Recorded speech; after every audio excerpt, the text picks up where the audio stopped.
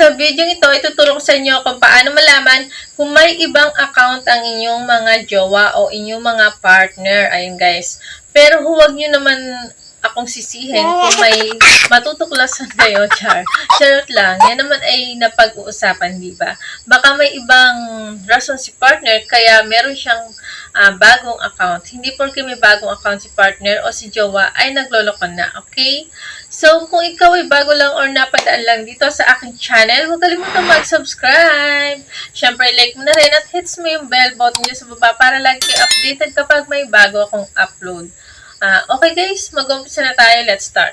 Pumunta lang tayo guys sa ating browser. Ayan, ang gamit ko yung si Chrome. Ayan, pindutin lang natin yan. Then, sa search bar, itype lang natin ang www.facebook.com login/identity. Ayan guys. So, ayan. Tapos, pindutin lang yan. Yung nauna guys. Ayan, wait lang natin. Ayan, isumsum nyo lang to guys kasi maliit siya. Ayan, desktop site nyo lang para magmukhang computer yung style niya. So, ayan. Tapos guys, dun sa find your account sa itaas, ayan, yung find your account na yan.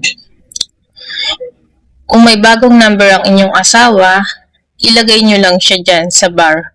Ayan. I-paste nyo lang dyan or i-type nyo basta.